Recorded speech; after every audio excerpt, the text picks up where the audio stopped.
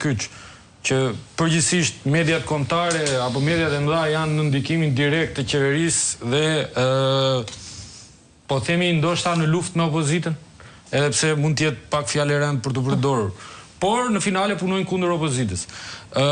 Por duket sikur ka patur një qëndrim të dyzuar të Partisë Demokratike që nga njëra anë e di që këto media punojnë kundër saj, por nga ana tjetër nuk u shpall atyre luftën frontale siç ka bërë fjala vjen presidenti Donald Trump, apo siç ka bërë Albin Kurti në Kosovë.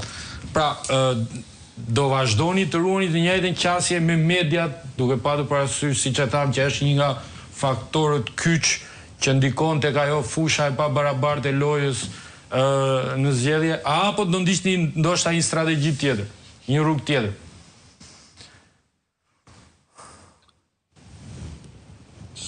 Jam dakord me ju dhe në raporti fundit i përbashkët i të gjitha institucioneve ndërkombëtare që vëzhguan në mënyrën më të ndershme fakton se mediat në Shqipëri kanë shëmbëltyrën e një vendi diktatorial. Në kuptimin që në 90% e tyre kontrollohen nga qeveria, në lajme dhe në politika editoriale, dhe në kuptimin që gazetarët kanë autocensur. Përveç censurës, autocensura është që është forma më e egër e censurimit. Natyrisht do ta rishqyrtojmë të gjithë qëndrimin tonë. Por edhe është e domosdoshme. Është mbasi manipulimi që bën qeveria me media, përpjekja e jashtëzakonshme që bëhet për të mbuluar farsën elektorale, për të shpallur fitore farsën elektorale, krimin e shëmtuar elektoral, përbën për mua një krim shumë të rënd mediatik.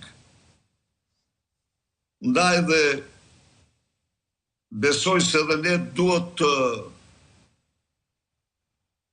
të rishqyrtojmë qëndrimin tonë. Ledi? Zërisha? Mund të vazhdoj. Do të bëshe, jemi duke afruar fundit të intervistës pak nga pak dhe mund të doja të bëja disa pyetje ose një seri pyetjesh politike që kanë të bëjnë tashmë me Partinë Demokratike. Pavarësisht, si më thënë, pavarësisht gjithçka që ka ndodhur, ne pajtohemi, nuk kemi pse bëjmë, pavarësisht se na duhet bëjmë dhe pyetje si gazetarë, ne pajtohemi se ne kemi parë farsën zgjedhore. Ne kemi parë, si më thënë, të gjitha ato që ka ndodhur dhe shumë pak ndahemi ke kjo.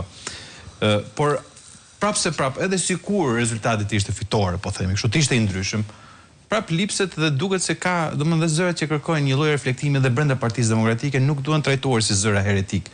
Qoftë edhe kur vinë nga kundërshtari, sepse në vetvete unë e quaj këtë si një lloj vlerësimi që vjen për Partinë Demokratike, pra si një pritshmëri e lartë që ka për Partinë Demokratike si forca kryesore opozitare.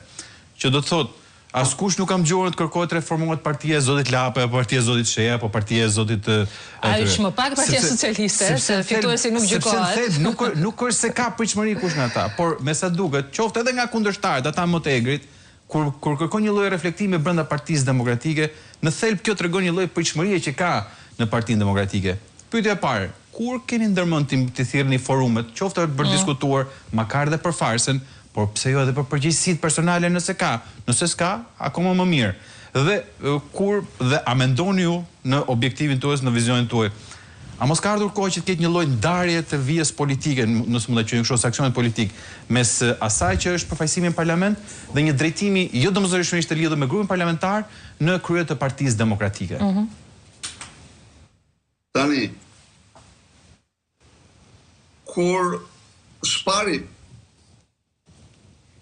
pa asnjë diskutim çdo forcë politike e ka të domosdoshme analizën, ripërtritjen, përpjekjen për bashkohësi dhe këto janë qëllime dhe të Partisë Demokratike për jetën e saj. Partia Demokratike do nërmarë analizën e saj të brendshme pas përfundimit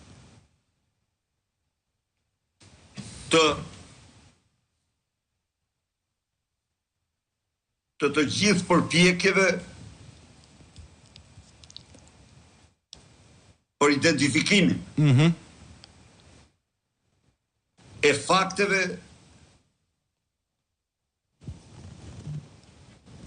të shkatrimit të zgjedhjeve, pra të farsës, elementet farsës elektorale. Pse bëjmë këtë?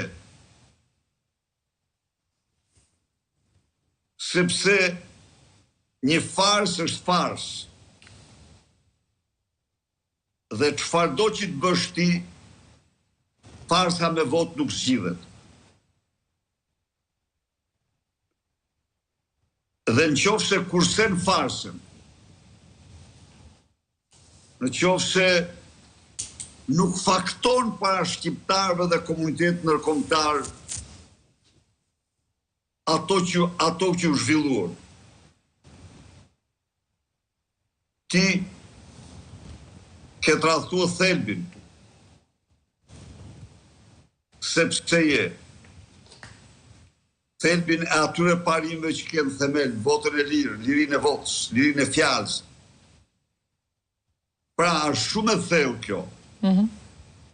Menjëherë, sapo nuk është një betejë e lehtë, të themi atë që është, sepse çdo ditë Partia Demokratike është tani me strukturat e saj të dëshpëruara, ta them unë, të mërzitura, janë të gjitha në procesin e identifikimit, verifikimit të farsës në të gjitha segmentet e veta. Përveç kësaj, kjo ka dhe po kaq rëndësishëm komponentit ndërkombëtar, siç biseduam në fillim